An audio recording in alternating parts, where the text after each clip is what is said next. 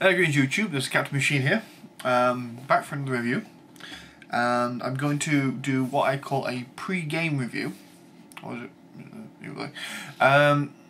What do I mean when I say that? It means I've bought it, I've read it, but I haven't played it, and as the title says above, we're talking about Dungeons & Dragons 4th edition. Now, this has divided the role-playing community. More or less. There are some people that just really don't care either way, because they don't play Dungeons & Dragons and have done for a long time. That's fine. But for those who have recently played Dungeons & Dragons or want to play Dungeons & Dragons in the future, this is pretty much a dividing line. I have spoken previously about that dividing line, about how the people that are crying about it are the ones that haven't actually bought it and haven't actually played it yet. If they do go out and buy it, or they do read it and play it, and then they turn around and say it's crap, I have not a problem with that. But if you give it crap because you haven't played it, I've got an issue with you. I really do.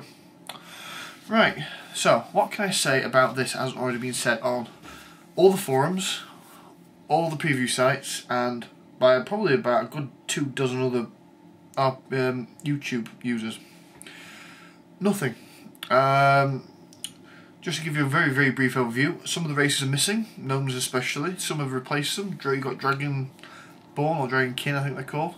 You got Tieflings, although Asamirs don't appear in it. Are you Asamirs? Because Tieflings are like humans with demonic ancestry in the past, and Asamirs, again, I'm not sure if I'm pronouncing that correctly, are ones with celestial or angelic in the past, and they're not in here. Hopefully they're going to be in the Player's Handbook 2, which is what this is Player's Handbook, by the way. This is one of the 3 books that came out last month. I got them on special, so that's why I bought them. I was just going to buy this, but the more I heard about it, the more I actually wanted to read and play it. So, this is very well done. Now, the interesting thing about this is, for the first time ever, it has magic items in it. Magic items has normally been the domain of the Dungeon Master and the Dungeon Master's Guide. Lots of people speculated why that is. It's probably to give more power to the player, so they can work their way up to things, and they can go, well, in the future I want this, and I want to be able to buy it, because it does give a gold price for everything. The magic item economy works differently, in so much that magic items are not incredibly hard to sell, but just there's not a lot of resale value to them.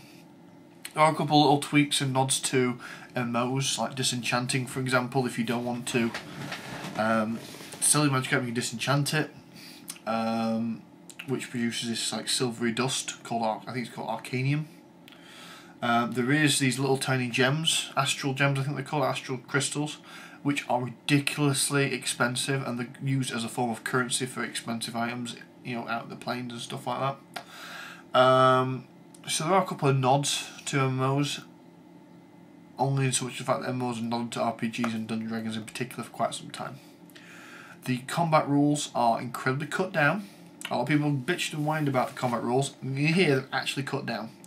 They're nowhere near as in depth as you were in 3.5. Yes, they do require models, but 3.5 required models. If you can get through 3.5 without models, you can get through this without models. It's that simple. Although, if you want to get the full experience, it wouldn't hurt to go out and buy a battle mat and buy a couple of plastic counters, and you'll have all the models you need. Literally. You go into a shop, a little kid's shop, and buy a pack of counters for all these different board games like chess and checkers and snakes and ladders and all that. Just get a load of them, paint numbers on them, and you know which number's which, and you're fine. You don't need to buy models. I'll do a video about that in the future. Second one is this one. This is my least favourite of all the books. Probably because I think it's the biggest waste of money out of all 3 of them. This is the Dungeon Master's Guide. And as I've said before, the magic items which were normally the domain of this are not in here anymore, and it shows because the page count is a lot smaller. Just give you a comparison there. This is the PHB, this is Dungeon Master's Guide. Here we go, look at that. It's not as, I would say a good, basically there's like a quarter of the page count of the PHB missing, but it costs the same amount of money. Also, a lot of his, as you would expect, tells you how to run a game. Running a game, if you're like me and been roleplaying for quite some time, is quite instinctive. or more or less instinctive. There are plenty of people out there that have written their own little essays on how to run a game. So a lot of stuff in here for existing GMs is pretty much useless.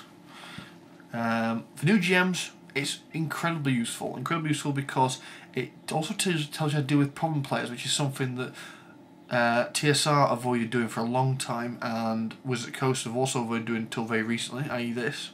It tells you how to deal with problem players and how to spot them coming and how to avoid them. Not by making sure they don't turn the table, but how to make sure they don't destroy your game. The actual mechanics behind it, the actual mechanics that tell you how to run the game, like how to generate treasure, experience points, how to put custom kits onto your monsters. Honestly, it's not a lot of information, and it could have been cut down and put into or spread across the monster manual and the PHB. It really could have. When I say PHB, I mean Player's Handbook, for those of you not in the know, as it were. Now, this is the most controversial of all three of the books. This is the Monster Manual, and that there is Orcus, Demon Lord of Undead. Now, that means the Demon Lords have come back. They were like a little subsidiary thing in 3.5 where they were in supplements, and they appeared occasionally in Dragon Magazine. In this, they are appearing back in the Monster Manual. Now, Orcus is the only one in this one, so fingers crossed we're going to see more of them in the future. Because Orcus is a powerhouse in here, it really is. Now, what can I say about this book? First of all, it's laid out really well. The stat blocks they've used for monsters work really well, and are really easy to use, and you can at a glance see exactly what this creature you are using is capable of.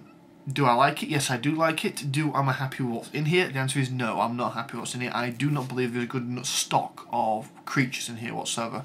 There are no natural monsters whatsoever. When I say natural monsters, I mean things like bears and wolves and things, which are my stock in trade for first and second level parties, because I play a lot of Ravenloft. I get attacked with wolves all the time. It's actually become quite a cliche now. Bears, eagles, I mean trained eagles for example, a couple of points of damage here and there, but they're good fun. None of that is in here. Bulls, elephants, rhinoceroses, nothing like that whatsoever. Nothing in here for that, and that is annoying as hell. And there'll be some people bitching and whining on the Wizards of the Coast forum about that, but generally speaking they take it too far and they start going, where are my stats for my dogs and my cats? So, well, if you've got stats for dogs and cats, just to make them into a point swarm that does 1 point of damage, because they're not going to really hurt anyone wearing anything above cloth armour. Also, there's no generic monster in here. I mean, I'm going to give you a good example. Here we go. Right, here we go. Dwarves. That's what dwarves look like now. Is it? Can you see that? I hope so. Hope not. I don't know. Right, gives you a bit about dwarf lore, which you find out about the PHB, but yet dwarves, all the races in the PHB have always appeared in the Monster Manual. That's nothing new. But it says here that you have dwarf bolters and dwarf hammerers, which is basically a dwarf with a crossbow and a dwarf with a hammer. Right, okay. So it's sounding like the miniatures game, which is where people have been riled up about it. However, it doesn't give you the block for just a dwarf. So you can apply a template to it if you want. So say, and it's the same goes for orcs. Let me find the orcs in here. This is where here we go. Here we go. Ogres is a good one for you, ogres. Now, in 3.5 you knew what the stats for an ogre was, and you could level it, put templates on it, things like that. In this, the answer is no. You've got ogre thugs, ogre bludgeoneers, ogre savages, ogre skirmishers, ogre warhulks. The idea is that they're spreading the monster over several levels, so you can count it several times as opposed to just going, aha, we're now 5th level, now we're fighting gnolls. I mean, the average, the baseline ogre in here has 1 hit point because it's a minion. And if you don't know what minions are, you're going to have to look that up because I'm not going to go into that topic today. And there's no templates in here whatsoever. The templates are all in the DMG, which is a massive pain in my ass.